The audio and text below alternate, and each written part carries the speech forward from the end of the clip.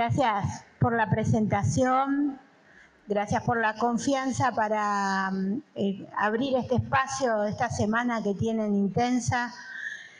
Abrirlo, estar en la conferencia y meter la pata sería todo un problema para sostener la semana, así que esperemos estar a la altura de las expectativas que pude haber generado y poder dar algunas respuestas y abrir otros interrogantes, ¿no? Pero la idea tal vez, si abro interrogantes, es reformular preguntas que se está haciendo la escuela. Más allá de la presentación, vengo del territorio. Y es importante porque ese va a ser el lenguaje que escuchen, ¿no? O sea, vengo del territorio y me mantengo en el territorio. Uno puede tener una especialización, una formación específica, trabajo en investigación en acción, en educación inclusiva, pero me sigo sosteniendo en el territorio porque es el que alimenta mis argumentos, ¿no? O me permiten sostener aquellas líneas a las que adhiero en mi formación, aquellos investigadores que hoy voy a presentar también, con los que comulgo en cuanto a la mirada de la escuela, y lo puedo sostener desde la práctica cotidiana, ¿no? Entonces, eso es importante porque el lenguaje que van a escuchar les va a sonar a la escuela, y eso nos va a acercar, ¿sí? Bueno, vamos a arrancar. ¿Por qué pensar en clave del diseño de escuelas inclusivas? El título, yo acá lo puse pensando, ¿no? Y el título era como más ostentoso, ¿no? Claves para el diseño de escuelas inclusivas, cual si tuviera la llave de... Después me pareció que era como muy...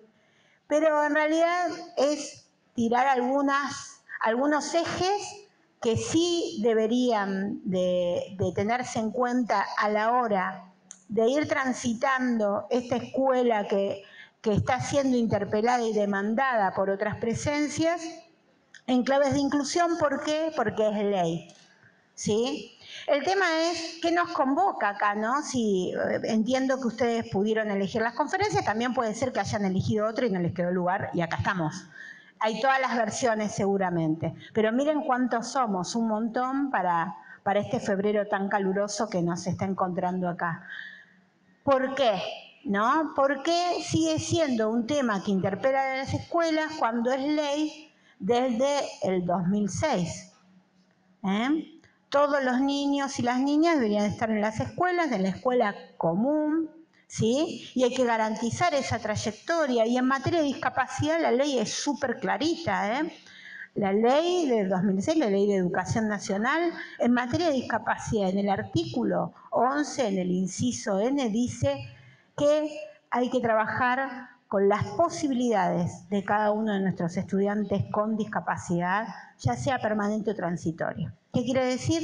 Dice, hay que trabajar con las posibilidades, no hay que, y voy a jugar con esta palabra, ¿sí? No hay que volverlos normales, y voy a tensionar el término de normalidad porque es lo que está en la representación, ¿sí? Vamos a ser sinceros.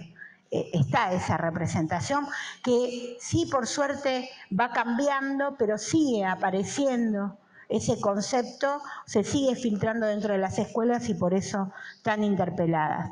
Dice, no tienen que encajar, y ahora vamos a trabajar con esa idea del desajustado con SCLIAR, ¿sí?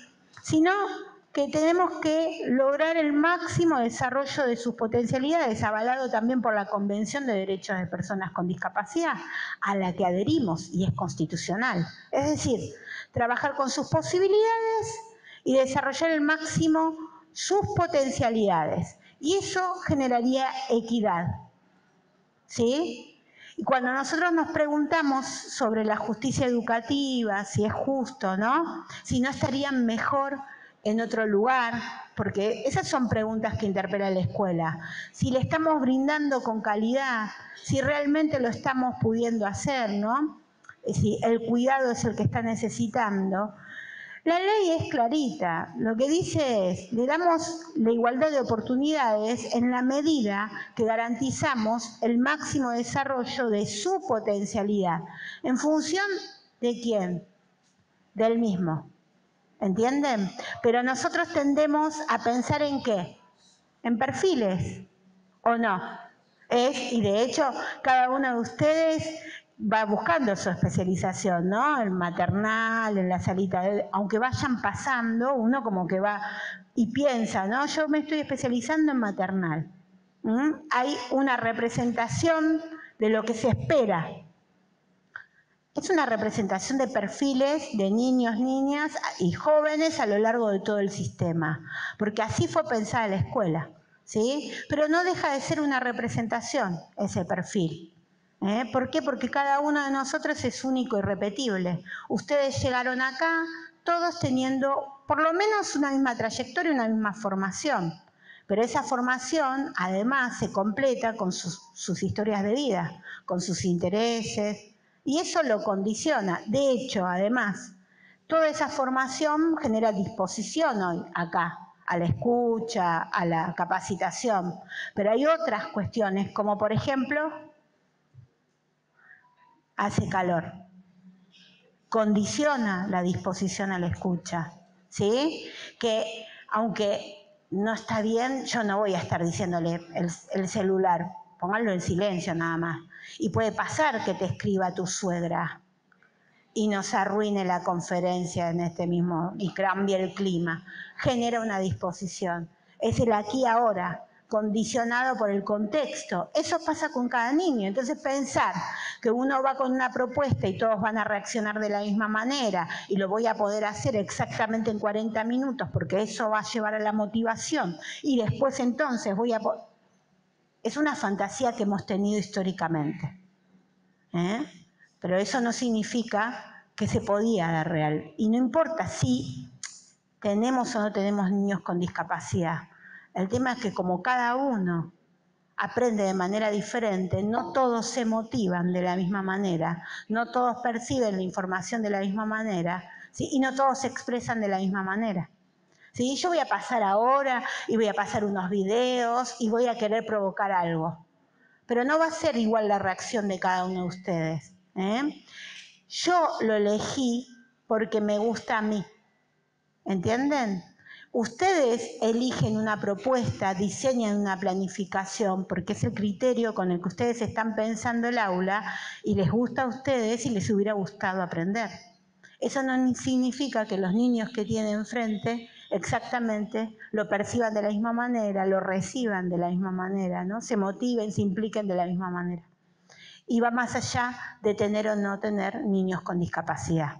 ¿Sí? Y eso es lo que quiero trabajar con ustedes, el hecho de ir más allá y poder pensar el aula heterogénea que tan de moda está, pero que históricamente existió. A la que no le dimos respuesta porque sabemos que muchos niños, niñas, jóvenes se han perdido en el sistema sin tener discapacidad porque no hemos podido dar respuesta. Entonces, desde ese lugar voy a trabajar con ustedes. ¿De qué se trata la educación inclusiva? Scliar dice, se trata de enseñar a cualquiera para que aprenda a cada uno, o a cada uno como si fuera cualquiera. Y acá viene la pregunta, no para que vayan pensando, porque vamos a tener en el cierre 15 minutos, 20 minutos antes, ahí hacemos el intercambio, pero vayan pensando en lo que los interpela. ¿Somos capaces de enseñarle a cualquiera? Ese es el desafío de la inclusión. Ser capaces de enseñarle a cualquiera. Y ahí yo sé lo que están pensando, ¿no? Se le viene en la representación del cualquiera. Y uno puede decir, sí, a cualquiera, sí. Pero al estudiar el niñito que tiene un déficit, cualquiera es cualquiera. Es un universo posible, cualquiera. Soy capaz de enseñar a cualquiera porque cuando estudiamos para enseñarle a cualquiera. ¿Entienden? ¿Por qué? Porque si yo centro mi formación en que lo que tengo que hacer es que el otro aprenda, tengo que partir de la base que no hay una persona que aprenda igual a la otra. ¿Entienden? Más allá de los comportamientos que están condicionados, vuelvo por el contexto, ahora mismo en este mismo lugar. ¿Se entiende? Entonces, ser capaces de enseñar a cualquiera. Es la primera pregunta que me tengo que hacer. ¿Me siento capaz de enseñar a cualquiera? De eso se trata la educación inclusiva. Pero hay más, dice. Igualmente, tenemos esa representación de lo que se espera dentro del aula. ¿no? Dentro de la sala. Y entonces, cuando aparece un niño, una niña que irrumpe, ¿no? Interrumpe lo que uno cree que es lo habitual, dice Scliar, se convierte en un desajustado. ¿Mm? Y ese es el gran problema de la inclusión, que siempre miramos la excepción, ¿no? Estoy en la salita y es el que se levanta, corre, se escapa, se tira, se te arranca, ¿no? Se te cuelga de las piernas, o el que directamente está desconectado. Uno lo mira como una excepción a la regla, ¿sí? El desajustado, una excepción. ¿Cuál es la respuesta que da la escuela a la excepción? Respuestas excepcionales. Eso es lo que da la escuela. ¿Qué hacemos? A ver, ustedes encima les toca el momento de la vida muchas veces que es el de diagnóstico, ¿no? Porque generalmente, salvo que ya nacieron con una condición por la que vienen ya con el tratamiento, ustedes en general es el nivel donde se diagnostica, ¿no? Aparece y ustedes lo empiezan a leer y hacen todo ese acompañamiento a las familias que se dejen acompañar también, porque después está el otro tema de familia. Ahora lo vamos a trabajar un poquito familia también, como para trabajar todos los aspectos, ¿sí? Pero bueno, ¿qué me pregunto? Bueno, ¿qué respuesta excepcional? Una vez que más o menos tengo identificado, lo primero que voy a querer es la respuesta de salud, el diagnóstico, y luego la intervención de salud, y mientras tanto las gestiones con especial, para que venga alguien a hacer el acompañamiento. Esa es una respuesta excepcional a un caso excepcional, que no transforma prácticas, por eso estamos acá. ¿Entienden? ¿Por qué? Porque no me transforma. ¿De quién es la responsabilidad? Del especialista. ¿Entienden? Busco la respuesta del especialista. Me limita a esto. Respuestas excepcionales no transforman prácticas. En todo caso, lo que hay que plantearse, en el cualquiera, que la excepción es la regla. Si cambiamos e invertimos la propuesta y entiendo que la excepción es la regla, que la diversidad es la norma, que no es que, este año tengo que planificar pensando en que la DIRE me anunció que voy a tener un niñito, una niñita con... No necesito ni que me lo anuncien, tengo que pensar que mi sala va a ser diversa, porque esa es la norma, y tengo que planificar para todos, para que aprenda cada uno, a cualquiera. Y entonces tengo que pensar todas las posibilidades, del que menos puede al que más puede. Eso abarca un universo que daría respuesta a un montón de niños y niñas que también, además, tienen discapacidad. ¿Entienden? Pero ¿qué dice Scliar? Que la pregunta es, ¿qué hacemos con el desajustado? Y el desajustado, dice, sufre, y esto lo voy a agregar yo, no lo dice Scliar, la perversidad del sistema en querer hacer que encaje. Y es una acción perversa esa, porque lastima, ¿entienden? Porque duele, porque es todo el tiempo estar señalando la diferencia y todo el tiempo estar queriendo que sea como los demás. Y entonces escuchaba una mamá decir que su hijo le decía, ¿sabes, mamá? En la escuela algunos valemos menos que otros. Y si tenemos niños o jóvenes que se van con esta idea de que valen menos porque así están siendo mirados, esa es nuestra responsabilidad en materia de inclusión para dar respuesta. Eso nos tiene que doler. Yo digo, nos tiene que doler. Porque, a ver, miren cuántas somos. Díganme, volvamos, la respuesta a la inclusión la encontraríamos en el momento que elegimos la carrera docente. Estamos en la Argentina, ninguna de nosotras eligió la carrera para volverse millonario, ¿verdad? Todos sabíamos las reglas del juego. Tal vez ahí está. ¿Por qué? Porque el momento de la elección de esta carrera tuvo que ver con algo personal, con una aspiración, pero que tiene que ver con qué le voy a dar al otro. Esa carita de felicidad cuando aprenden, cuando entendieron, ¿no? Eso es lo que quiero lograr. Ahora el tema es, con los mejores cualquiera, la selección argentina, con los mejores cualquiera. El desafío es con todos hacer la diferencia. El desafío es con todos. Entonces, este otro no imaginado sufre esto, y de esto tenemos que ser conscientes, que aquel que no encaja sufre al sistema y nos sufre a nosotros. Esperen que, a ver si esto venía bien. Ahí está. Dice que nos quedamos en una promesa, Scliar. La promesa de la igualdad de oportunidades, ¿no? La promesa de la inclusión. Y que no deja de ser una promesa. ¿Por qué? Dice, porque no, es imposible hacer inclusión sobre la base de algunos gestos que tenemos que son realmente, ¿no? Que apuestan más a la desigualdad, y que dice, algunos son monstruosos. Esos gestos son monstruosos. ¿Y a qué se refiere? Pensemos en la sala de maestros. Y cuando se escucha decir, yo vengo del nivel medio, esto se escucha mucho en el nivel medio, cuando vas y le decís, Pirulo, ¿quién lo tuvo? Y te dicen, es un caso perdido. ¿Escucharon alguna vez? ¿No? Es un caso perdido.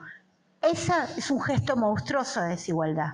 ¿Cómo vamos a hacer inclusión si todavía esto resuena en las escuelas? A eso se refiere Scliar, ¿no? Entonces dice, en cantidad de desigualdades sutiles, pequeñas y monstruosas. ¿Y qué dice él? La inclusión es un gesto inicial o no sucede. Pero el gesto inicial lo es todo, no es solo acá son bienvenidos todos porque es ley y abrimos la puerta y recibimos a todos. Recibir, abrir la puerta no es lo mismo que alojar. El gesto inicial es como alojo a ese niño, a esa niña. Cómo lo pensé con anticipación a esa presencia, a descubrirlo. ¿Entienden? Porque ustedes muchas veces los descubren, entonces yo ya lo tengo que alojar. ¿Y cómo lo alojo? ¿En qué? ¿En qué gestos? Porque la morosidad, ustedes, es como, yo digo, insisto que vengo de media, es donde mejor lo hacen, el nivel inicial. Después arruinamos, bueno, el nivel inicial tengo que ser sincera, todo lo hacen bien hasta salita de 5, segunda parte del año. Cuando les agarra el ataque por prepararlos para primer grado. Cuando los de primer grado tendrían que venir a ver el niño real, la articulación tendría que ser al revés, ¿no? Y luego queremos que todos lo hagan de una misma manera y ahí está. Los niños son curiosos, son artistas cuando son chiquitos con ustedes y después se les pierde todas las ganas de... Algo pasa, ¿no? Bueno, esa amorosidad está garantizada en ustedes, pero no basta con la amorosidad. La amorosidad se tiene que traducir en la planificación, que los tiene que anticipar. Que tiene que anticipar la diferencia, que tiene que anticipar la excepción. Entonces, ¿a qué nos lleva la inclusión? A entender que no se trata de corregir al otro para que encaje, ¿no? Y aquí, no sé si lo conocen, a Ignacio Calderón Almendros, tal vez en la Argentina no tiene tanto, pero si alguien hizo Pedagogía de las Diferencias, es profesor ahí, es de la Universidad de Málaga, es un genio. Yo les invito después de esto a googlearlo, a leerlo, a escuchar sus conferencias en YouTube. Y él dice, no se trata de corregir al otro, sino se trata de hacer un trabajo con uno mismo. ¿Sí? Y en ese trabajo con uno mismo, algo que tenemos que hacer es en qué creemos, sincerarnos.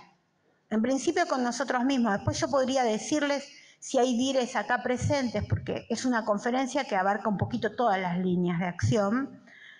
Hay que habilitar, nombrar el malestar. ¿Qué me pasa? ¿Sí? ¿No? Cuando digo, no puedo con este niño o con esta niña. Y les habrá pasado de decir, viste, oh, esto me va a llevar a la renuncia, a pedirme una psiquiátrica, me cambio de escuela, en la próxima pido traslado, ¿no? Y no te animas a ir a la dirección y decirle no puedo o no lo quiero en mi salita, ¿sí? Expresarlo no te hace peor docente, expresarlo, muestra nuestras debilidades, pero las ofrece para ser trabajadas. Peor es no decir nada. Pero el trabajo es con uno, dice Nacho. Cuando digo no puedo o lo agoté todo, ¿qué significa? Ahí lean a Minichelli, a Mercedes Minichelli, Ceremonias Mínimas. Es una invitación a revisar lo que me está pasando y a deconstruir discursos instalados en la escuela. ¿Sí? Cuando digo lo agoté todo y no puedo, yo no puedo. ¿Qué me pasa a mí con ese otro?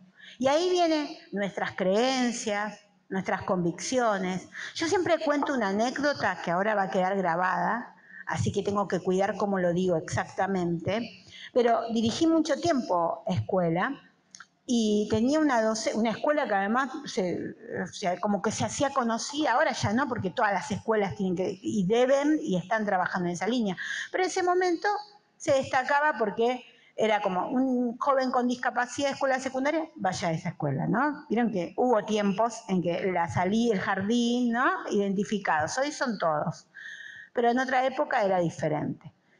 Entonces es muy conocida, pero vos escuchabas en la sala de profesores a una docente que hablaba de discapacidad y era como la resurrección de Hitler. Era terrible lo que escuchaba, ¿viste? Y vos me decís, ¿qué se hace, no? ¿Qué le pasa? Bueno, nada, no podíamos ahí destrabar nada, ¿no? Lo único que hacía como directora era esquivarla. Es decir, entraba un chico que hacía, es lo lógico, no la mando el curso donde está ella, era así, ¿no?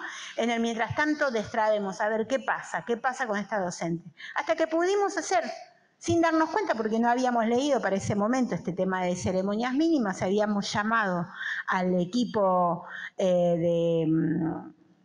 del hospital con el que articulábamos, del ESARFIEL, en ese momento vine una psicóloga, psicopedagoga, hicieron taller con biografías escolares, historias de vida de los docentes. Y ahí, ¿saben qué le pasaba a esta docente que no quería? Esta docente había tenido un tío con una discapacidad intelectual, ¿sí? Severa. Un tío al que amaba, o sea que no estaba en contra de las personas con discapacidad. Esto es destrabar, ¿eh? Lo que le pasaba es que ellos habían entendido como familia que había que privarlo del aprendizaje, de la lectura, de la escritura, porque como es una sociedad que vulnera derechos, que abusa de las personas con discapacidad, era propenso a la estafa, a perderlo todo. Entonces mejor que no supiera ni leer ni escribir. Y esa era la forma de protegerlo de una sociedad que no incluye. Entonces el rechazo de ella en la escuela era, ¿qué estamos haciendo? Exponiendo a estos chicos a una sociedad que no los va a querer. O sea, ¿qué les estamos vendiendo? ¿Entienden? Y no es lo mismo que yo diga, la resurrección lo llevé a Hitler a propósito, ¿no?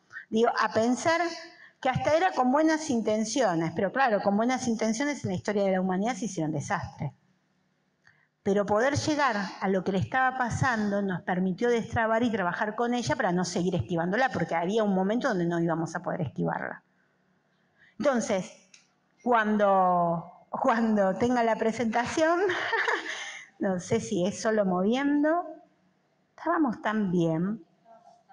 Cuando Nacho Calderón Almendros habla justamente de trabajar más con uno mismo, es justamente trabajar con mis propias creencias, con mi propia formación, con lo que me pasa a mí respecto a este tema, ¿no? ¿Qué me pasa a mí con la inclusión cuando me lo plantean? Incluso la pregunta sería, ¿por qué elegí esta conferencia? ¿Qué es lo que me trajo a este espacio? ¿No hay forma? A la especialista. Bueno, esta es la parte que yo la sigo. No me la acuerdo, sé lo que quiero decir, pero no sé el orden con el que venía. Pero no importa, ahí estaba Nacho. Sí, voy a decirles cómo vienen, porque además de traer a un Nacho Calderón Almendros, a un Escliar, traía también a un Emiliano Naranjo. No sé si lo conocen, también para googlearlo. Emiliano es magíster en educación, es licenciado en educación física, tiene parálisis cerebral. Y cuando estudió la licenciatura en Educación Física, quiso hacer el profesorado.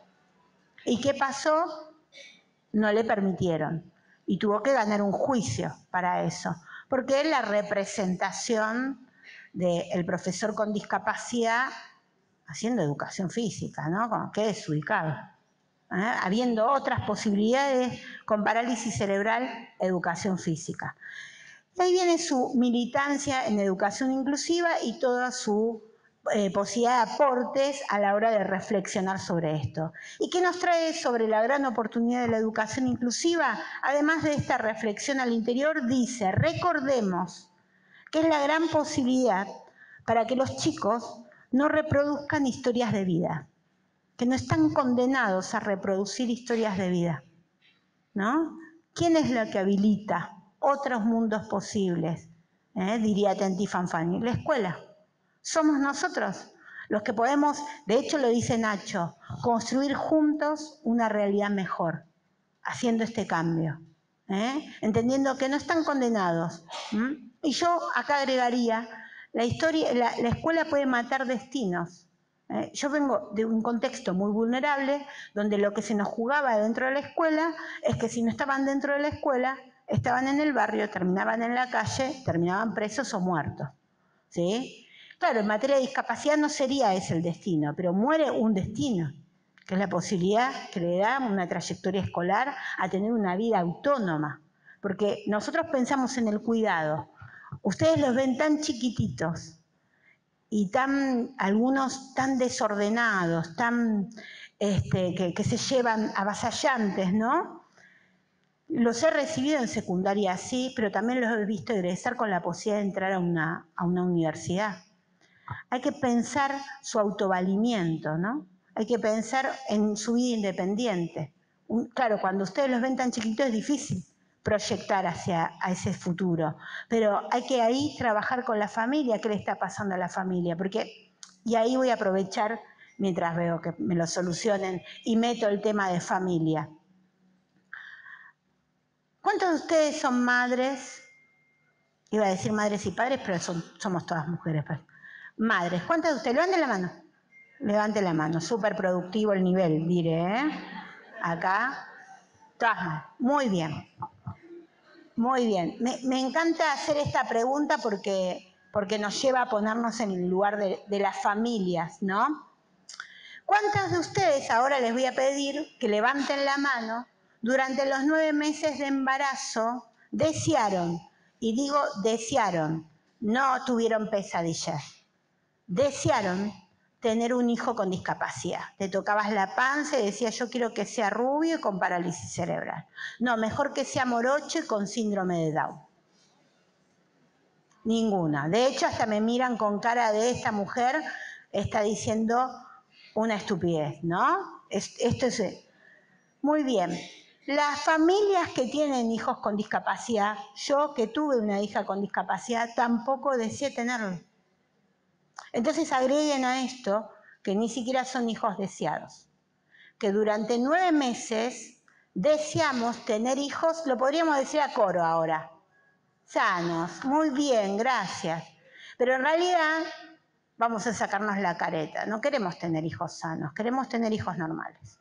Y les voy a decir por qué. Sano va a estar relacionado con si en nuestra familia tenemos antecedentes de, no sé, alguna cuestión cardíaca, alguna cuestión que pueda ser hereditaria. Pero nosotros queremos que nazcan con los 2 ojos, todos los dedos de la mano, ¿no? Los revisamos, te dicen que el Apgar le dio 9 y 10, ya le anunciás a tu familia que tenés un hijo re inteligente, no sabés qué es el Apgar, pero para vos es re inteligente, ¿no? Queremos tener hijos normales. Quienes tuvimos hijos con discapacidad, quienes tienen hijos con discapacidad durante 9 meses quieren tener hijos normales. Y proyectan, como todos, hasta la universidad. Y en el mismo momento del parto, el momento más sublime que tiene una familia, el momento, ¿no?, más maravilloso que tiene una mamá, que es parir, ahí muchas veces la medicina te anuncia, ¿sabés, mamá? No tenés un hijo normal. Y ahí se muere el hijo o la hija, que no fue. ¿entienden? El que no fue. El tema es que el que queda, muchas veces queda atrapado ahí. Entonces, cuando ustedes están en la salita y ven a los niños y dicen, uy, Dios mío, ¿qué hago con este nene o con esta nena? Yo le digo, no es su comportamiento, no es su discapacidad, es un muerto en vida, porque todavía muchas veces no se revinculó con la familia. Esa familia tiene que atravesar el duelo del hijo que no fue. ¿Y el duelo cuánto lleva? La vida, 5 minutos, unos años, depende. ¿Quién puede exigirle a la familia que ya? Pero nosotros lo hacemos, ¿eh? Que si ya activó, si ya generó la obra social, ¿no?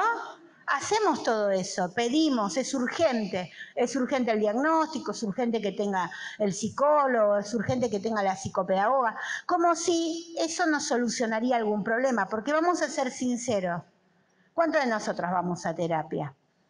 Sí, cuando empezamos terapia enseguida solucionaron nuestros problemas, yo quiero ir a ese psicólogo y pagué una sola vez. Te pasa la vida en terapia. ¿Quién dice que porque ya tengan el tratamiento los niños van a cambiar en el aula? Es un proceso, pero a nosotros nos alivia, ¿entienden? Entonces, esa representación de la familia también la tengo que alojar. A esa familia tengo que alojar. Y tengo que pensar que la mayoría de ustedes tienen hijos, la mayoría de ustedes, como yo, que tengo un hijo de 18 años en plena crisis vocacional, estamos pensando que va a ser de la vida de ellos cuando no estamos nosotros. Y eso que tienen todas las posibilidades de abrirse camino. Un niño con discapacidad, esa familia tiene que rezar que le den vida, ¿no? Hasta... Por eso es importante la escuela habilitando estos destinos, porque lo que le va a devolver al niño, a la niña, esa posibilidad de desarrollar una vida lo más independiente posible. Y hoy hay muchas posibilidades para la inserción laboral, porque hay mucho trabajo de concientización en ese tema, y universitaria, donde están, incluso acá donde estamos en la UBA, está el departamento para todo el acompañamiento a los estudiantes con discapacidad. Quiere decir que ya está siendo pensado en todo el sistema. Con sus fallas, sí, pero está siendo pensado todo el sistema. Bueno, otra... Bueno, yo creo que puedo seguir. Y si veo que no sigo, vamos a hacer el no sé qué. Ya, sí, sigo. Bueno, sigamos. No es lo mismo con el estímulo. Traía, además de a Escliar, además de a Nacho, además de...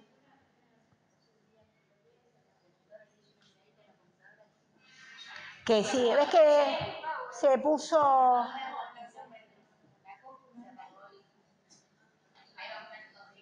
Sí, en realidad es el orden de lo que quiero decir, lo que a mí me ordena, como a cualquiera, nos ordena para no hacer un divague, porque tiendo a divagar. Así que cualquier cosa ustedes me ubican, ¿sí? Pero si mal no recuerdo, venían luego los testimonios, porque traía también las voces, ¿sí? Así como traje las voces de los expertos, traía otras voces. Una es la de Tonucci. Yo sabía que acá iba a despertar suspiros, ¿no? ¿Quién no está enamorada de Tonucci? Pero Tonucci pone en tensión la palabra inclusión. ¿Qué dice Tonucci sobre ese tema? Dice, no deberíamos hablar más de inclusión, porque la palabra inclusión, ¿no? Me suena a una escuela que es generosa, como dadivosa. Tipo, porque soy inclusiva estás acá, te abrí las puertas. O sea, da las gracias que abrí las puertas. Está bueno porque eso no quita que vamos a seguir hablando de inclusión. No va a cambiar mucho. Pero está bueno en poner en tensión las palabras y esto que dice Brailovsky, analizar la sonoridad de la palabra, ¿sí? Porque para Tonucci la generosidad está asociada a esto, a ser dadivoso, y para un La Rosa la generosidad de la escuela está asociada a que es una escuela que da tiempo a los chicos. Miren la diferencia. Y eso es cómo suenan las palabras en cada uno de ellos. Pero vamos a tomar a Tonucci desde este lugar. ¿Qué dice Tonucci? Que deberíamos de hablar de escuelas exclusivas, no inclusivas. Mirá lo que dice, exclusivas. que ese niño, que esa niña, que el joven salga de la escuela sintiendo que la escuela lo pensó exclusivamente a él o a ella. Que está pensada, diría Tomlinson, a la medida de cada uno.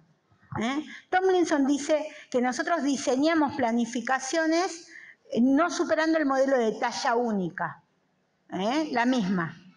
Lo que hacemos es agrandamos o achicamos según quien se nos presente enfrente, ¿sí? Entonces no dejan de ser parches, agrandamos o achicamos.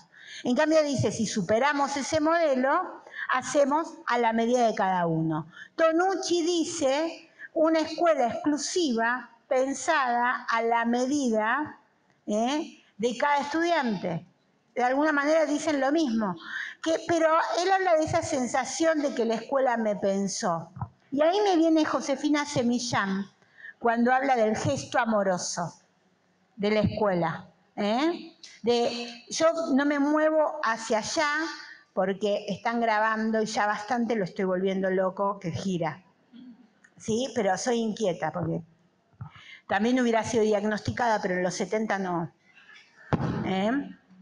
Entonces, pero es esa cosa de mirarnos. Yo trato, el palco, es tan bárbaro, yo quisiera estar ahí también, pero bueno, ir mirando también cómo están y cómo se sienten, que no se distraigan con todo lo que está pasando aquí también, ¿no? Porque es como, a mí también me distrae.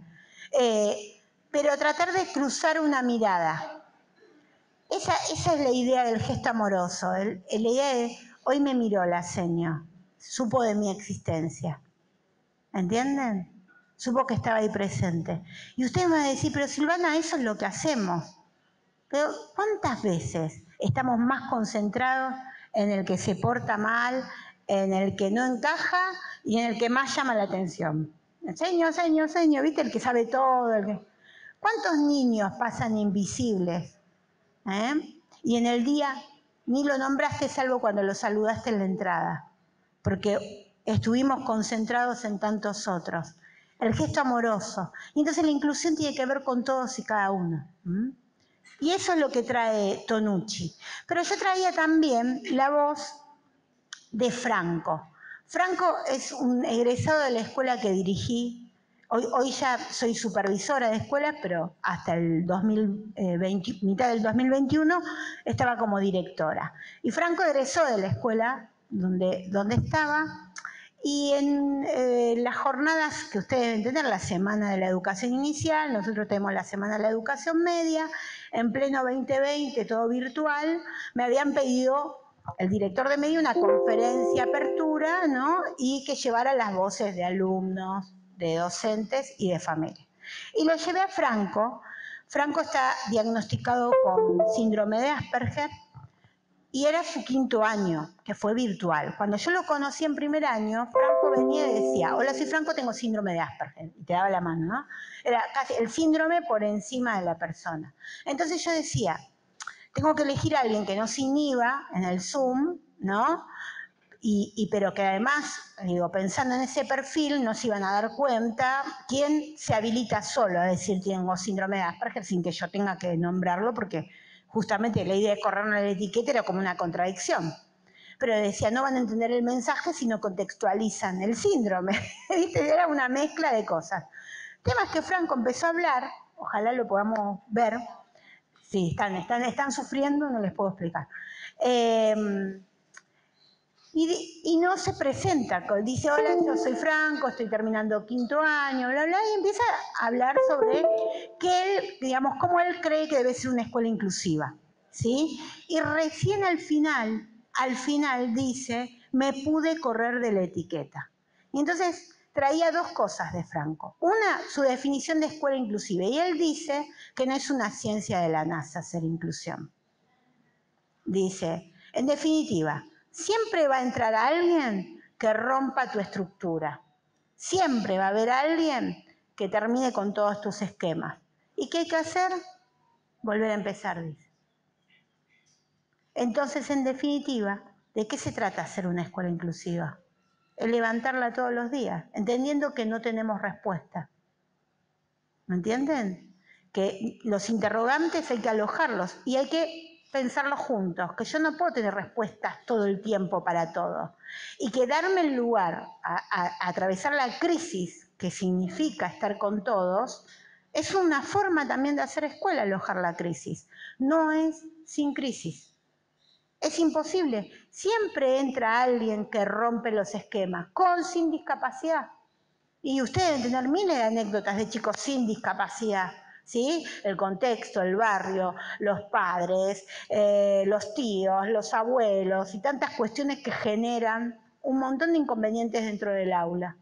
Rompen todo lo que tenías pensado. ¿Qué hay que hacer? Volver a empezar. Pero también él dice que esos 5 años en la escuela secundaria, que lo atravesaron, sí, bueno, termino la idea y me dan un segundo que pongo la presentación. Él dice, ahora se los voy a mostrar por qué, pero dice, esos 5 años le permitieron despojarse de la etiqueta. No, o sea, si eso puede hacer una escuela, ¿cuál es el poder de la escuela inclusiva entonces? ¿Entienden? O sea, ¿me voy a prohibir de esa oportunidad de ser parte del cambio? ¿Voy a decir que porque no fui formado, porque no tengo los recursos, porque el sistema no cambió, me convierto en cómplice del sistema y no soy parte de esta gran posibilidad de cambiar esta sociedad, de cambiarle la vida a tantos chicos que puedan presentarse sin anteponer el síndrome por delante? Porque eso va a implicar que tengan más posibilidades en el mundo laboral y en el mundo, ni hablemos en las relaciones sociales, convivir con otros, lo que les permite, porque uno dice, en la escuela especial estarían más cuidados, pero en la escuela común leen los códigos sociales, los chicos les transmiten los códigos sociales. Y acá les cuento una anécdota y se las dejo picando mientras busco esto. Ese Franco, junto con Valen, se encuentran los dos en mi dirección. Valen estaba en primer año y él estaba en segundo. Franco con síndrome de Asperger, Valentín estaba diagnosticado como TGD no específico. ¿Sí? Franco con esa plena conciencia de su síndrome, Valentín ni idea que tenía un certificado de discapacidad porque la familia había optado por esto, por no decirle que tiene nada. Él sí percibía que no encaja, él lo decía, ¿no? Dice, yo soy un ser racional, ¿no? Y entonces, no, con mis compañeros no. ¿Qué pasó en esa reunión de dirección esperando que los vengan a buscar, que se habían atrasado? Valentín me dice, ¿sabes, Silvana, que yo no tengo amigos en esta escuela? Me dijo. Entonces yo creí que me estaba reclamando, ¿no? Vine a una escuela inclusiva, era agosto y no tenía amigos. Y yo le dije, qué mal que estamos haciendo las cosas en esta escuela, que no tenés amigos. Él dice, no, es que yo le tengo fobia a los chicos de mi edad. Fobia a los chicos de mi edad. Franco levantó la cabeza rápido, lo miró y le dijo, ¿vos no tendrás síndrome de Asperger como yo? ¿No es bizarro esto? Yo quedé así como, esperen que lo quiero grabar, ¿viste? Tipo, repítanlo. Entonces empecé a contemplar. Valentín no sabía de qué estaba hablando, le dice, yo no sé qué es eso, pero ¿vos entendés los chistes que te hacen tus compañeros? Franco le dice, no, pero cuando todos se ríen, vos tenés que reírte, así lográs pertenecer. Alguno de ustedes va a decir, pero le estás enseñando a ser falsos. Falsos somos todos. Que te dice tu jefe, tu dire, ¿te gusta mi corte de pelo? ¿Qué le vas a decir? Hermoso. No le vas a decir que te queda horrible. Eso es sobrevivir. Cuando tienen o están dentro del espectro autista, son sin filtro. En la escuela trae sus problemas de convivencia, pero uno como que lo va anunciando. Ahora, cuando quieran buscar trabajo, ¿entienden? El estar con otros, todos diferentes, les permite leer a la sociedad, incorporar esos códigos que les van a permitir abrirse a otras posibilidades. La anécdota no termina ahí, termina el año siguiente, cuando entra Nico, que se nos colgaba del cuello. Un día lo traía un profesor bajando las escaleras colgado de él, y vino y me lo dejó en dirección, ¿viste? Como, tipo, lo bajó y dijo, hacete cargo. ¿no? Porque ya está. Después, esas son otras anécdotas, pero llega fin de año, Pati para todos los profes de educación física en el cierre del ciclo, en la época que se podían los Pati ahora, ¿no? Hoy hacemos cierre y un chupetín, pero Pati para todos. Nico decía, ¿qué estoy haciendo acá? Que yo me quiero ir, que yo quiero que venga a buscarme mi papá, porque tengo que estar con todos ellos, yo no quiero estar acá. Y Valentín se le arrimó al profe que estaba haciendo el asado y le dice, yo también opino lo mismo, pero aprendí a disimularlo. Esos son los efectos de la escuela inclusiva. Ese es el poder que tiene la escuela inclusiva, ¿sí? Y ahí recorrí todas las voces para empezar con los 4 ejes. Si me salió bien y lo hice bien, me voy a dar cuenta ahora. Y si no, lo voy a disimular muy bien. Me dan un segundito que busco la presentación. No es lo mismo sin...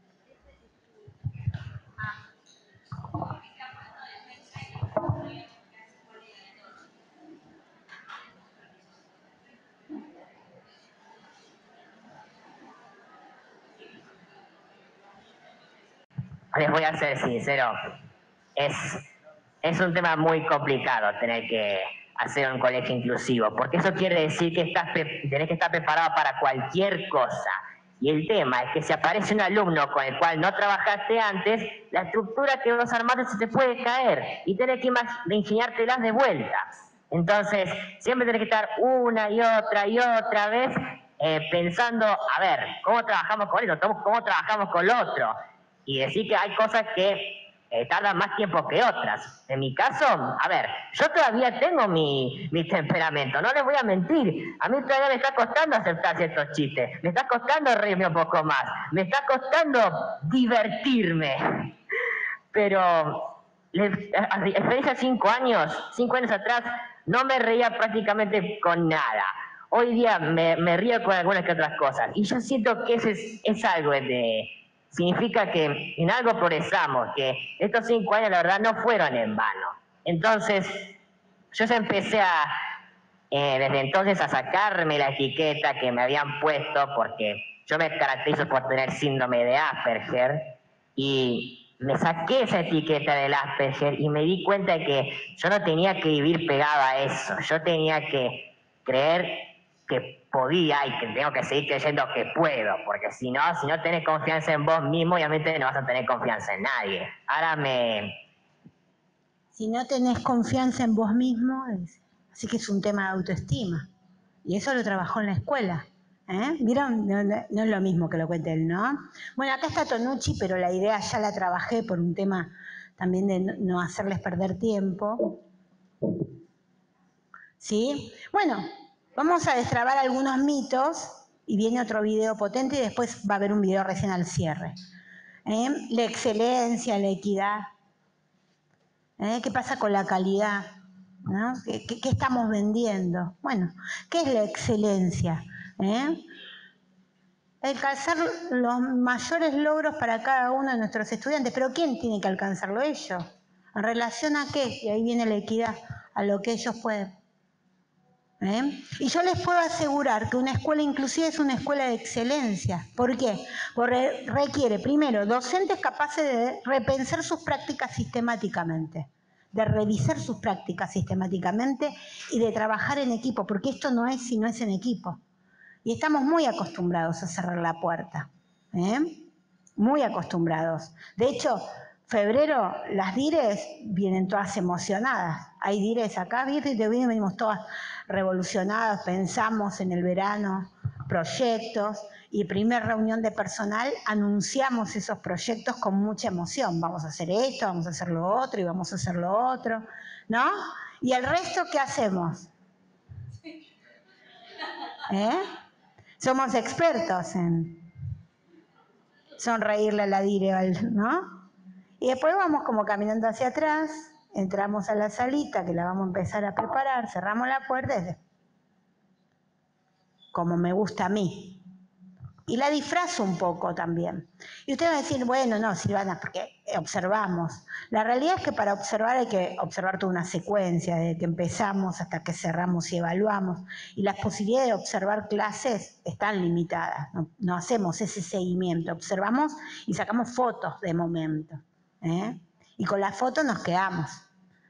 Usted, porque los chiquitos por ahí, aunque los chiquitos también, lo peor por ahí, los grandes hacen gestos cuando va el dire, tipo, vieron que va hacia atrás, lleva la planificación, el libro de temas, bueno, carpetita, miran, se sientan atrás y vos ahí haciendo toda tu presentación, ¿no?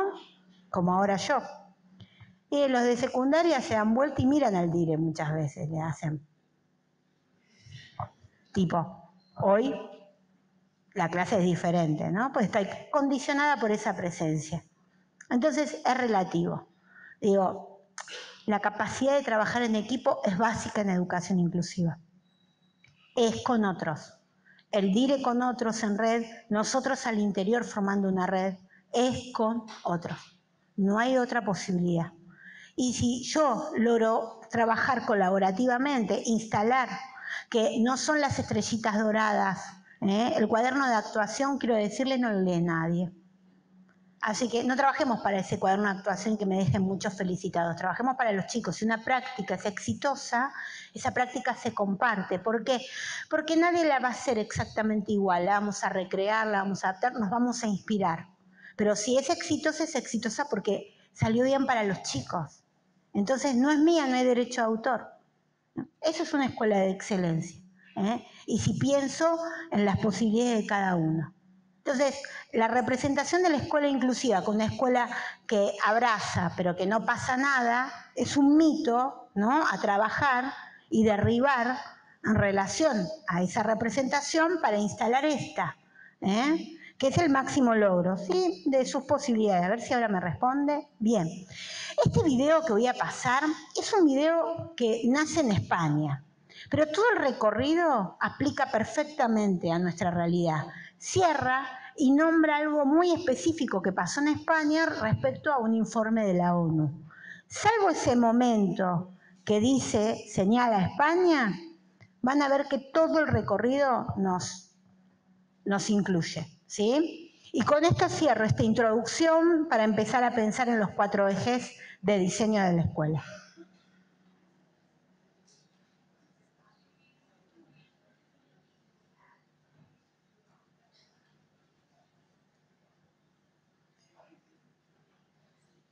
Bueno, a ver. Hubo un tiempo en que no importaban los derechos ni la vida de la clase trabajadora, pero quisimos dignidad. Hubo un tiempo en que la infancia no tenía derechos, en que para proteger a niños y niñas del maltrato había que recurrir a leyes de protección animal, pero quisimos amor. Hubo un tiempo en que el color de algunos seres humanos les convertía en propiedades de otros, un tiempo en que la ley los discriminaba y segregaba, pero quisimos libertad. Hubo un tiempo en que la mitad de la población no éramos consideradas personas, en que nuestro cuerpo, nuestra voluntad y nuestras decisiones no eran nuestras, pero quisimos igualdad. Hubo un tiempo en que se podía abandonar, maltratar y eliminar impunemente a personas en situación de discapacidad, pero quisimos humanidad. Hubo un tiempo en que por ser, querer y desear libremente, te encerraban en un armario, en un psiquiátrico o en una cárcel. Pero quisimos diversidad. Hubo un tiempo en que las escuelas segregaban al alumnado por su procedencia, etnia, clase social o capacidades. Un tiempo en que la ONU acusó a España de vulnerar grave y sistemáticamente el derecho a la educación de niñas y niños con discapacidad. Y ese tiempo es hoy. ¿Qué queremos? Educación inclusiva. Quererla es crearla. Y esa es la invitación, o sea, a superar el discurso de la inclusión. Tanto queremos, hablamos, anhelamos, pero la realidad es que hay que crearla, hay que hacerla real. O sea, dejemos de hablar de inclusión para pasar a los actos. ¿Y dónde? ¿No? ¿Dónde está la clave? Primer eje. Son 4 ejes de trabajo para pensar ese diseño. Es decir, ustedes lo que tienen, esto es una invitación a que ustedes revisen, junto con el equipo de conducción, cada uno de estos ejes, ¿dónde está la escuela parada? ¿No? La escuela a la que pertenecen, el jardín al que pertenecen, ¿dónde está parado? ¿Sí? En cada uno de estos ejes. Primer eje, el cambio de mirada. No hay otra forma. Cuando dice acercarse con ojos inclusivos, estoy siguiendo la escuela inclusiva de Ana Luisa López Vélez en cuanto a los ejes. Después en el contenido hay distintos autores, ¿sí? Yo lo que me comprometo, para que no le estén sacando fotos, es mandarle, le dejo que se lo copie Escuela de Maestros y después paso el chivo. Esta es la síntesis de un curso en Colecciones en Red completo, de 14 clases. Pueden hacer el curso, si no se llevan la conferencia. Bueno, acercarse a la experiencia entonces con ojos inclusivos. Cambio de mirada. ¿Con qué anteojos estamos mirando la diversidad? Ese proceso hay que llevarlo adelante. No hay tiempo, porque se supone que esto ya lo tuvimos que hacer. Sin embargo, volvemos con esta idea de Nacho de revisar nuestras creencias, porque la realidad es que algo de esto pasa. Me gusta jugar con las imágenes, ¿no? Algo de esto pasa, tipo, solucioname el problema. Le pedimos al sistema que me solucione el problema. ¿El problema quién es? Y pareciera que es el otro, el niño, la niña que tengo frente a mí. Y la solución se la pido a salud, se la pido a especial, ¿no?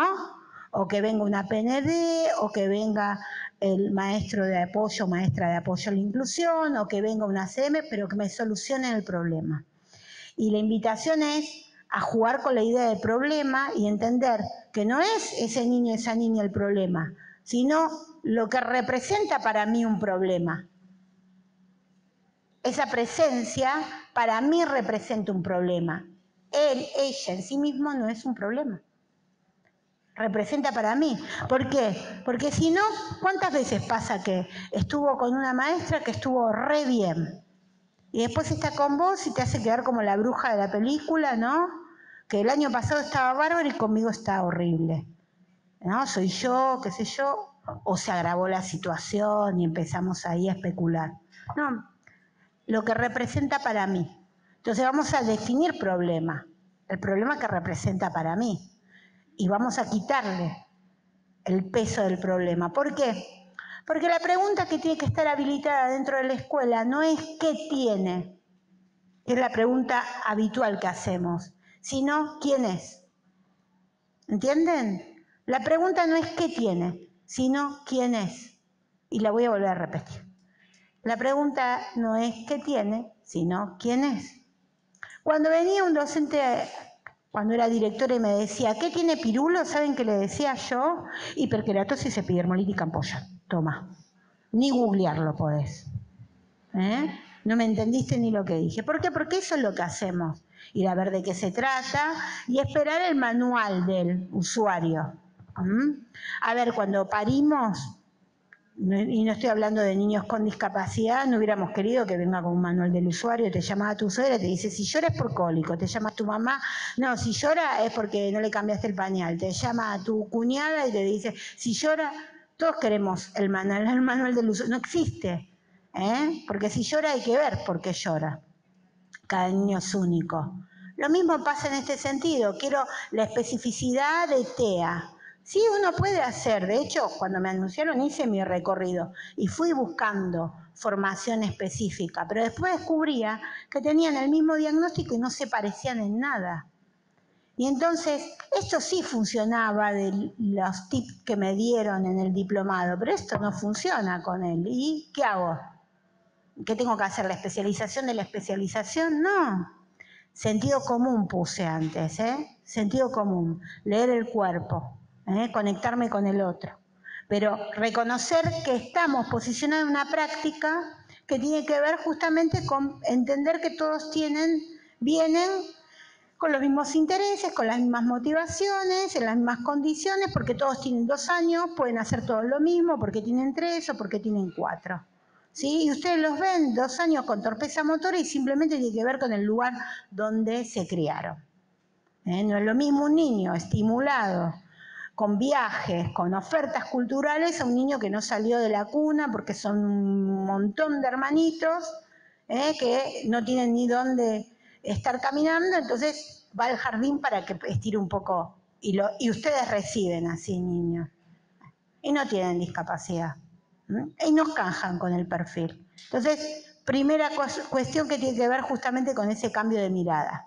¿Sí? Hay un informe, no se preocupen que no lo leen por eso. Es para mí, para la guía, y ustedes lo van a tener para ahondar porque está bien hecha, está linda la selección de lo principal. Hay un informe de UNESCO de junio del 2020 que presenta en qué estado está en cada país que adhirió a transformar sus sistemas educativos y hacer de ellos sistemas más inclusivos, ¿sí? Salió en septiembre del 2022 un nuevo informe. Yo en esta presentación estoy usando el de junio del 2020, ¿sí? Y hay algo que quise jugar, que es con la imagen. Ya ven que juego con las imágenes. Esa imagen es de plena pandemia. Salió en los medios. Igual por ahí ni la tienen. Salieron tantas fotos que mostraban en qué condiciones los chicos estaban en nuestro país, ¿no? En tiempos de virtualidad. Pero esta foto mostraba a un papá que el hijo encontraba señal a kilómetros de su casa y entonces iba con el celular a recibir la clase, ¿no? Y lo acompañaba el papá. Pero ¿qué hizo el papá? Le construyó el aulita, ¿no? La escuela. ¿Por qué traigo esa imagen? ¿Por qué creen que traigo esa imagen? Porque no puede ser si no es en la escuela, ¿entienden? No puede ser si no es en la escuela. Y acá vamos a esas recomendaciones y a dejar de pensar el límite, quiénes sí, quiénes no, cuánto tiempo dentro de la escuela, con un recorte horario, no. No hay forma que no sea si no es con otros, no hay forma que no sea que le pase la escuela si no es dentro de la escuela.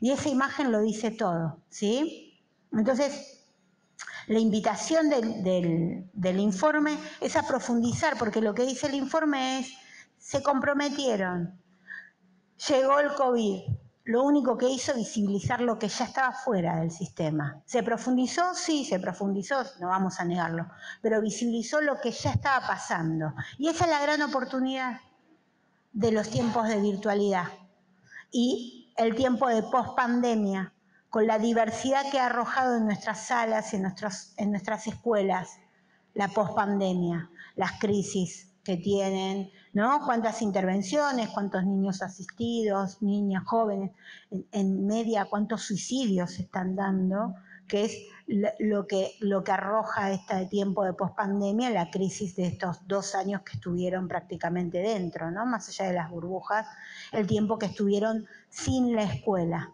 Y cuando se hablaba de la catástrofe de la escuela, no pasaba, para mí, ¿no? No lo decían en esos términos. No pasaba la catástrofe por lo que se aprendió o no se aprendió, porque eso es desconocer todo el trabajo que hicimos en ese tiempo, sino justamente por esas consecuencias. Pero también la gran oportunidad. ¿Para qué? Para hacer una nueva escuela que no puede ser otra que una escuela inclusiva, siguiendo esas recomendaciones. ¿Por qué no puede ser otra que una escuela inclusiva? Porque en tiempos de pandemia nos hicimos cargo del afuera. Afuera se convirtió adentro de la escuela. ¿Sí o no? El afuera estuvo todo el tiempo dentro de la escuela. Ese afuera está siempre dentro de la escuela, hoy en la escuela física. Creer que cerramos las puertas y los problemas quedaron del otro lado, ¿por qué los nuestros no quedan del otro lado? Sabemos que es imposible, ¿entienden?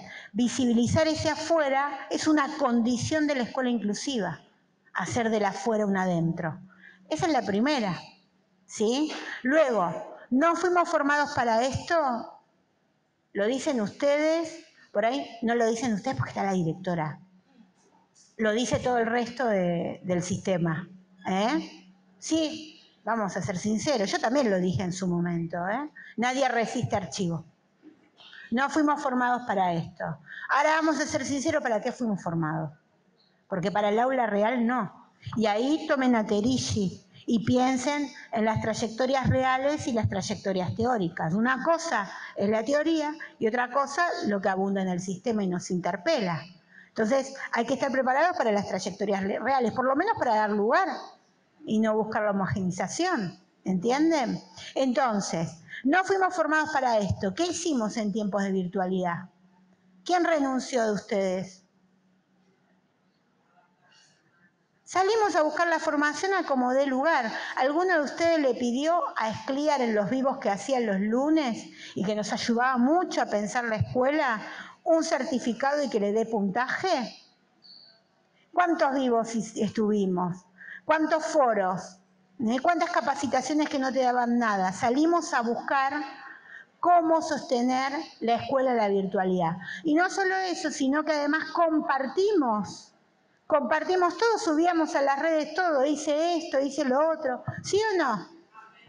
Un montón, todo, de todo, y lo compartíamos, porque no nos quedábamos con esa información. Esa es una condición de la escuela inclusiva. No fuimos formados, salimos a la formación. La formación tiene que ser permanente. Usted me va a decir, Silvana, nosotros hacemos 1000 cursos por año. Estamos dentro del sistema, lo hacemos por el sistema. Yo quiero decirles algo. Una cosa es la estabilidad laboral y está bien que busquemos puntaje. También tenemos aspiraciones, queremos ascender, con lo cual eso también es válido. Pero ahora revisemos de esa formación cuánto es de la demanda que tengo hoy en la escuela. ¿Entienden? Si el curso de la germinación del poroto te da 0,45, ¿sí? Y el de planificación diversificada te da 0,25. Ustedes no, pero el resto del sistema se va por la germinación del poroto. Y solo le cambia la vida al poroto. Ese es el tema. ¿Entienden? Lo que quiero decir es que en tiempos de pandemia buscábamos lo que nos interpelábamos. Ahora tenemos que buscar lo que nos interpela. No sé qué hacer, buscar esa formación que tal vez no te da puntaje. Pero sí está la otra que te da puntaje. ¿Cuál es el problema? Que abunde, cuanto más mejor, ¿no? Bueno, ¿qué dice quien preside el consejo de ese informe de UNESCO? Dice que esos gestos de los que habla Escliar se tienen que traducir en pequeños gestos de quienes dirigen la escuela, de la disposición de los docentes dentro de la escuela, ¿sí? Pero también dice de las familias, haciéndose cargo de las elecciones que hacemos en cuanto a la escuela que queremos para nuestros hijos. Y esto está bueno para trabajar con las familias, la representación de la escuela que tiene la familia. Cuando piden una escuela inclusiva, pero después también quieren que sea de excelencia académica con una representación de esa excelencia, es la contradicción. Quiero que estén todos, pero ojo, que no atrasen. ¿Entienden? Entonces dice el informe, hay que hacerlo visible eso, hay que trabajarlo. ¿Qué quiere decir? Que el cambio de mirada también se tiene que dar con la comunidad toda, es decir, un trabajo al interior, ustedes como docentes, pero ustedes como comunidad educativa, un trabajo para deconstruir discursos instalados en la comunidad toda, con las familias. Ustedes eligieron esta escuela, que es una escuela que trabaja en líneas de inclusión y que trabaja con estos principios, y trabajar en esa deconstrucción de representaciones que estén instaladas. ¿Por qué? Dice UNESCO, porque ninguna meta educativa se puede considerar lograda a menos que la hayan logrado todos. ¿Entienden? Un chico que se pierde, un chico que interpela nuestras prácticas, un chico que interpela el sistema. Y no, Silvana, en realidad es que entró en un pozo depresivo, es un caso psiquiátrico, está internado. Un niño que se pierde, un niño que interpela, ¿qué más podía haber hecho la escuela? Más allá de que esté internado, ¿qué más podía haber hecho? En cuanto la escuela además abona a esa internación. Porque hay que darse cuenta que cuando uno dice, mira Silvana, no estamos para pensar la planificación porque hoy los problemas sociales son los que atraviesan a la escuela, esos problemas sociales se hacen más crudos cuanto menos la planificación contempla a ese niño, a esa niña. Dejan más en evidencia esos problemas. Porque lo que se le suma a la crisis que está atravesando es no poder y la sensación de estar y no poder como los demás. ¿Entienden? Y está todo entrelazado. Entonces, ninguna meta educativa puede considerarse lograda a menos que se haya logrado para todos. ¿Qué tenemos que pensar? en que lo que nos diferencia genera oportunidad y que no es solo una condición de discapacidad, en nuestra identidad, nuestro origen, no son solo nuestras capacidades. En la diferencia hay un valor. Presento la diferencia como un valor, no es lo mismo que pensarla desde el déficit. ¿Entienden? Esa es una de las cuestiones, ¿sí? Dice el informe, un problema dentro de la escuela es la creencia. Creen que no es deseable o no es posible. Entonces vamos a trabajar sobre el mito, la utopía, dice la Rosa, la utopía de la inclusión, dice. Tanto decimos que es imposible que lo hacemos real. Es utópico pensar que realmente vamos a poder con todos. Yo estoy segura que la mayoría de ustedes debe pensar en eso. Y eso, la mayoría de los docentes, no ustedes acá, pero la mayoría de los docentes piensan que está todo muy lindo, pero eso nunca se va a dar. ¿Sí? Si no destrabo eso, que es una creencia, eso es lo que lo habilita o no lo habilita. Por eso el cambio de mirada. Bueno, otra cuestión es que ignoramos los beneficios en materia de aprendizaje. Dice el diseño universal, lo que es esencial para algunos puede ser bueno para todos. O sea que esto está fuertemente ligado con el aprendizaje de todos. Trabajar en inclusión implica pensar en materiales, en métodos, ¿sí? En un diseño de planificación diferente que mejora el aprendizaje de todos, no de unos niños o un grupo de niños, sino de todos. ¿Sí? Y eso también es una representación. Bueno, ya hablamos de equidad, así que no lo voy a repetir. Sí, quiero reparar en esto. Miren lo que dice. Lo dice el informe. Debatir acerca de los beneficios de la educación inclusiva es como debatir acerca de los beneficios de los derechos humanos. ¿Quién cuestiona los derechos humanos? Bueno, hoy debatir sobre los beneficios de la educación inclusiva es algo que no hay que habilitar dentro de las escuelas. No se debate, se hace. Quererla es crearla, se hace. ¿Sí? Pero no sin esto. Traje las puertas de la habitación de Lucía. Googleé en ese blog la habitación de Lucía de Belén Jurado. Belén Jurado es una mamá que vive en Madrid, tiene su niña con un autismo severo, si hay clasificación, y bueno, y va como relatando lo que vive como familia, lo que lee de Lucía. Y Lucía dibuja muchas flores y hay todo un tema de las flores de Lucía, pero un día subió que había dibujado estas puertas. Y yo le pedí autorización para bajarme el dibujo porque me parece que es eso la educación inclusiva. Abrimos una puerta llena de interrogantes que nos abre a otra, que nos abre a otra, que nos abre a otra, que nos abre a otra. Y esa es la gran posibilidad de la escuela, que no hay nada acabado, que está todo por hacerse. ¿Sí? Bueno, si yo leo desde lo que puede y no desde lo que no puede, si mi mirada sobre el otro va más allá de colocarlo dentro de la escuela, porque muchas veces creemos que ya están dentro, listo, y resistimos esa presencia. Pero cuando yo tengo una etiqueta, tengo un mundo de posibilidades para presentarle como oferta dentro del aula. Pero si eso, en vez de leerlo como oportunidad, lo estoy leyendo como una barrera, es imposible que suceda y que eso sea bueno para todo el resto. Porque trabajar con rutinas ordena a un montón de niños, no solo a los niños con TEA, ¿no? ¿Entienden? ¿Sí? Bueno, entonces, ¿cuáles son los resultados? Dice, en estadística, hoy no hay para decir, este es el acá, ¿no? Esto es lo mejor. Pero a nivel social, este es. A ver si arranca.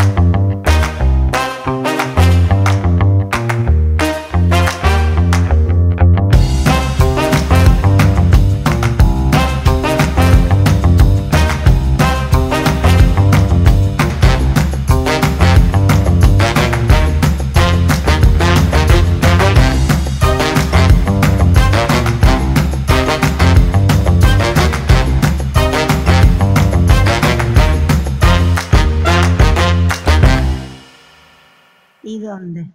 Si no es en la escuela. Ese cambio social, ¿dónde se da si no se da primero en la escuela? La escuela es agente de cambio, ¿entienden? Esa es la gran posibilidad.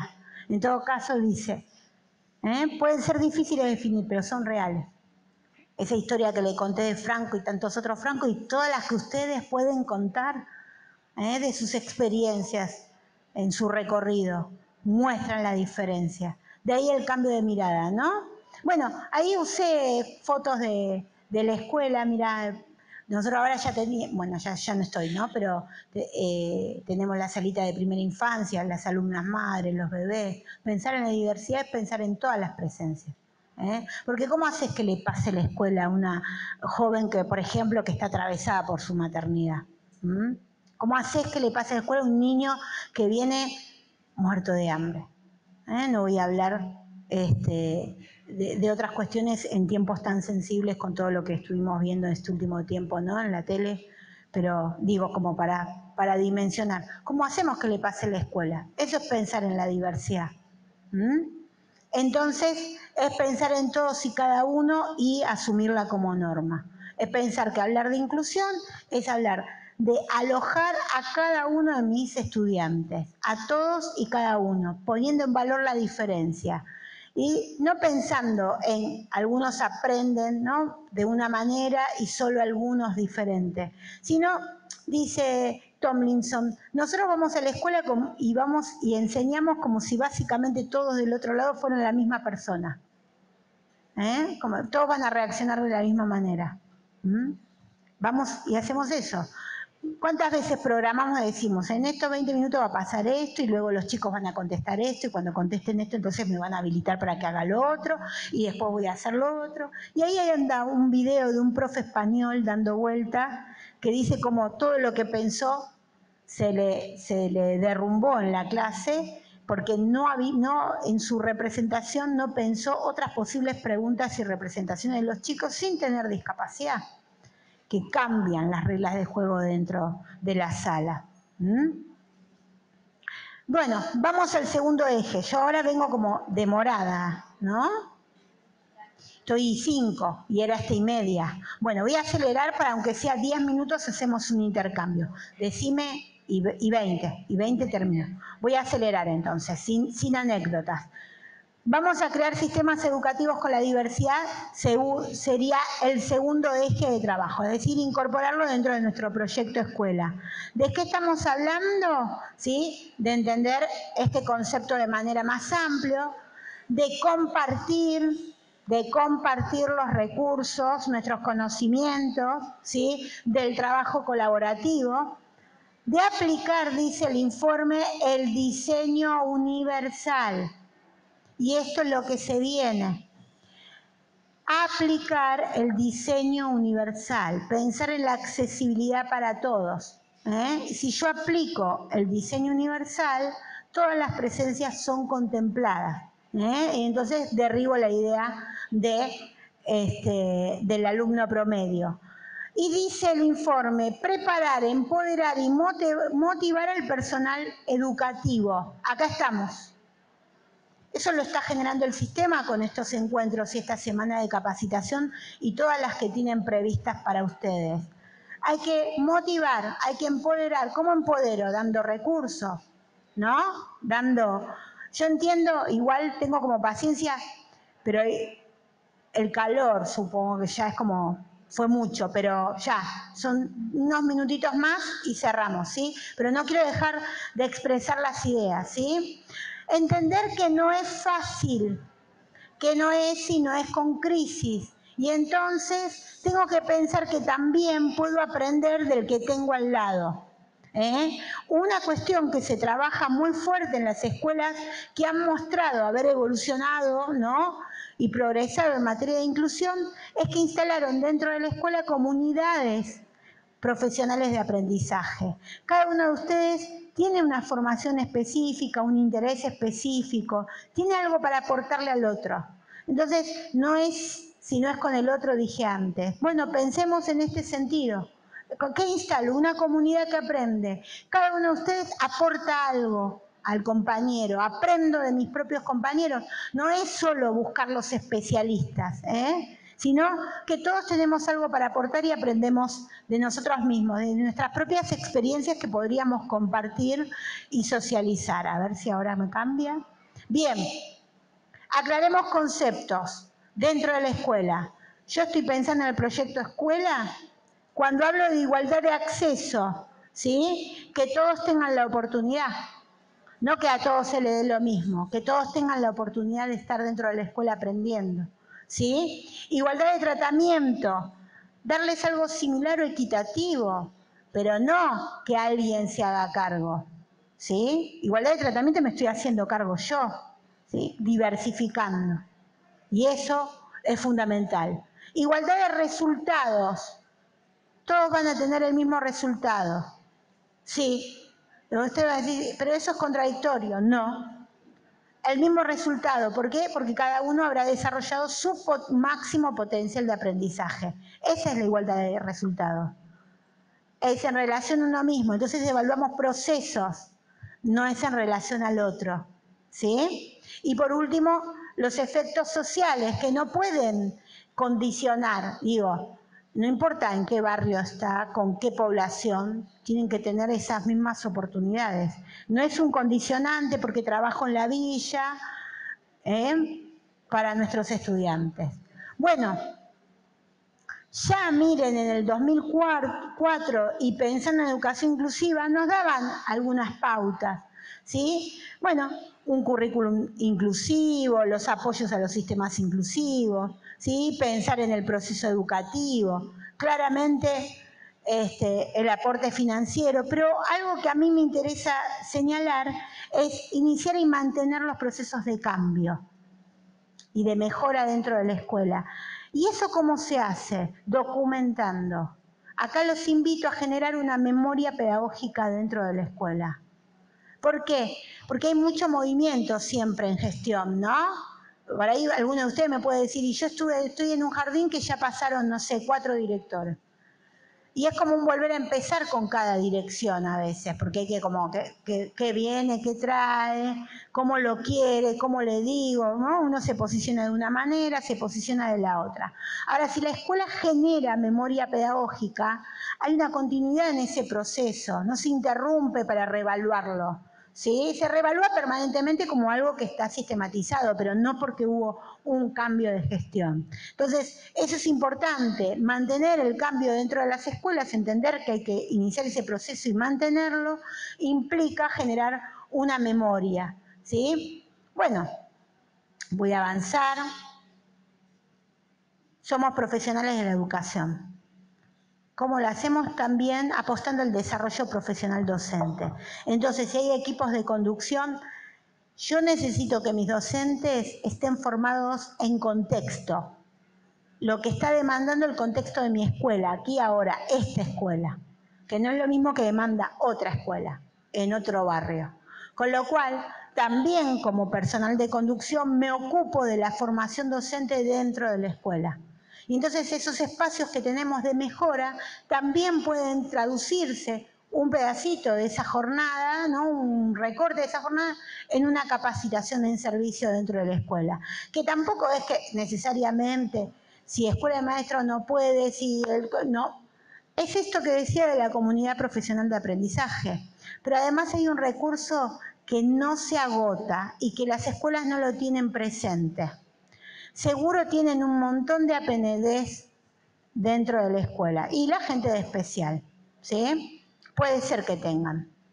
Es el nivel que están diagnosticando, pero puede ser que algunos tengan con APND. Los APND pertenecen a centros de integraciones que tienen especialistas. Con lo cual yo puedo traer esos especialistas para que dé una charla dentro de la escuela. ¿Por qué no? No, ahí, espera. Ahora viene el debate, espera. Yo sabía que en algún momento me iba... Espera un poquito. Para que sucedan las cosas, mágicamente no suceden. Las tengo que gestionar. Las tengo que incorporar al proyecto, ¿no? Hay que destrabar, porque también uno puede poner como ciertas condiciones.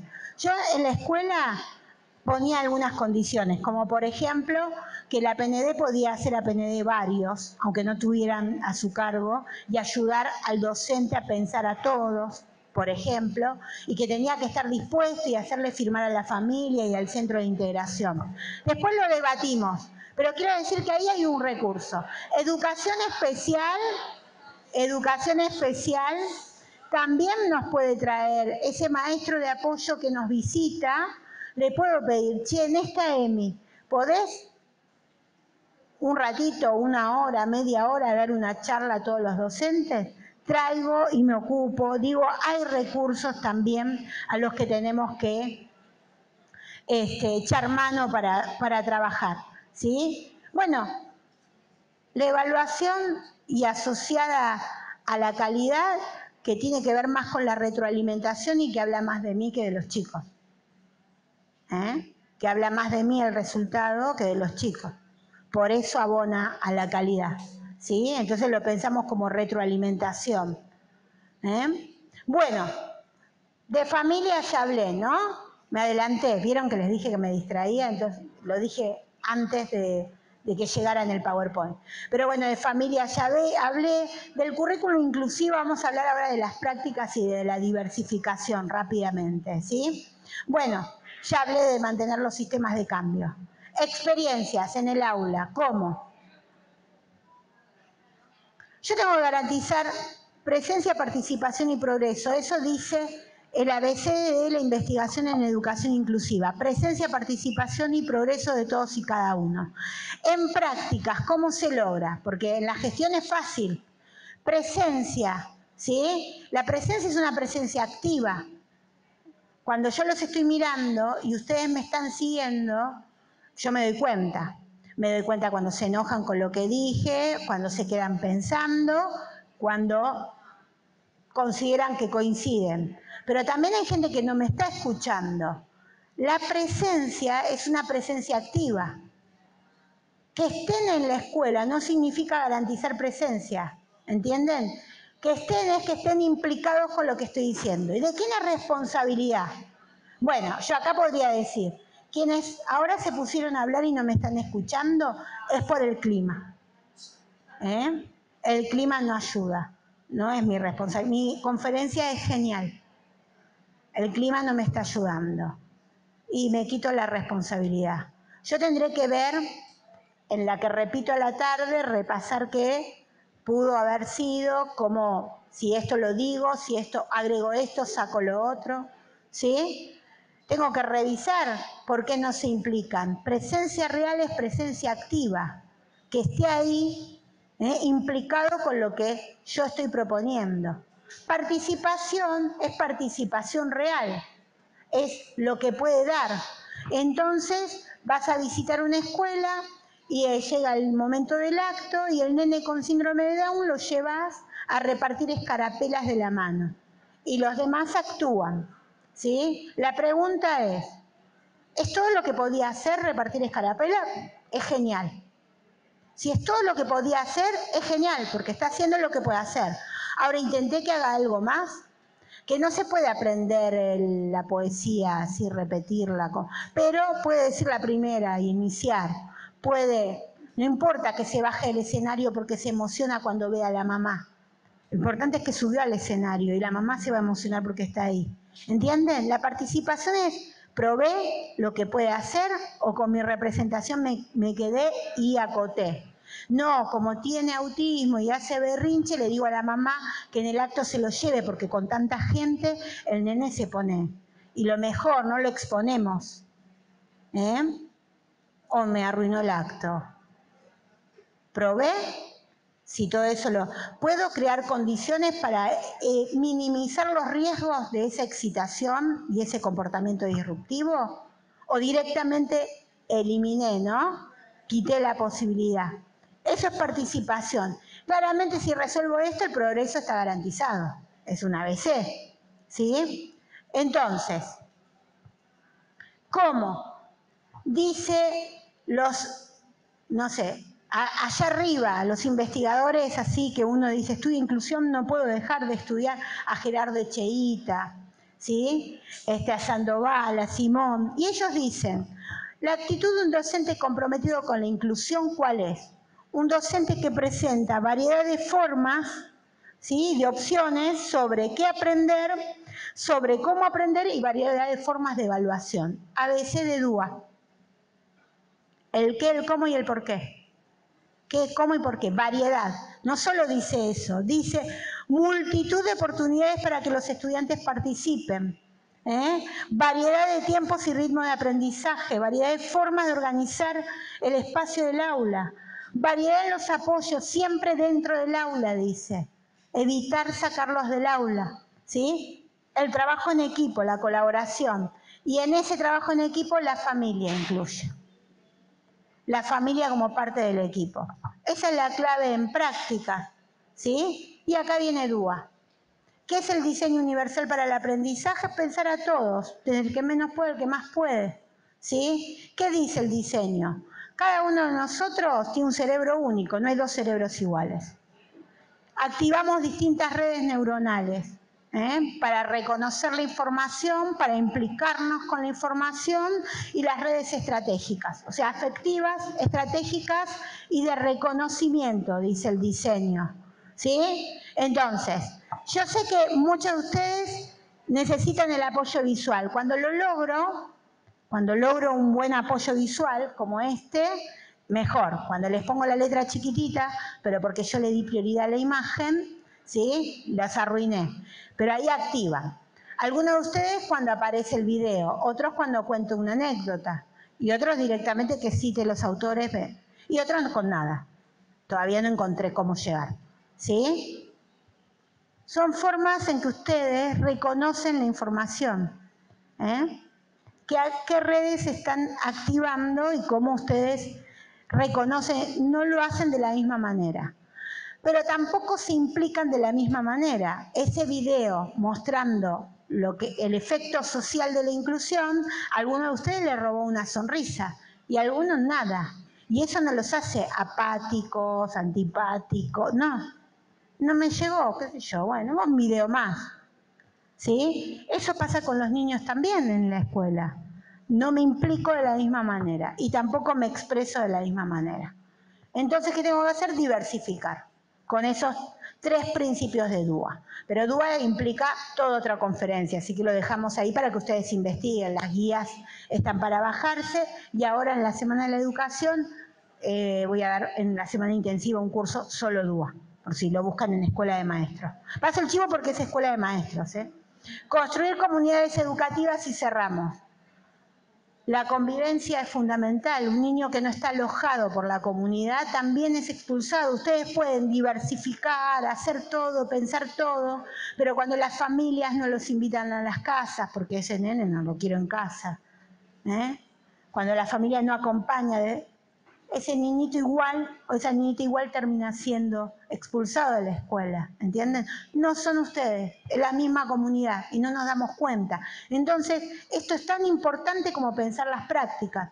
Ustedes vienen buscando respuestas en las estrategias de aula más pedagógicas, pero la convivencia es pedagógico también, ¿sí? Entonces, la idea está directamente relacionada con la visión que tenemos de la escuela. Por eso esto está relacionado con el inicio, el cambio de mirada. Lo que se vive dentro de la escuela en cuanto al clima y la cultura escolar inclusiva tiene que ver con cómo respiramos la inclusión dentro de la escuela.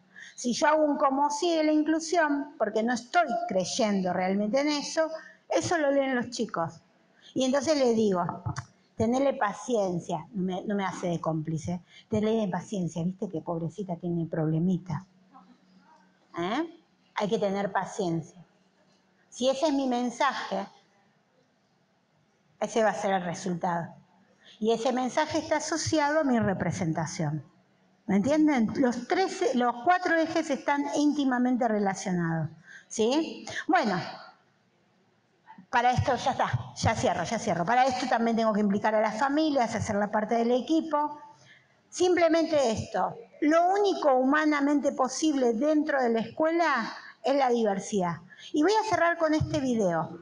Pero no aplaudan al final del video, porque ese video tiende a conmover y la gente aplaude, porque cree que está aplaudiendo una idea que transmite el video, y yo quiero mostrarles que lo que están viendo no es lo que hay que aplaudir, ¿sí? Entonces, así me dejan hacer el remate, digamos, ¿sí?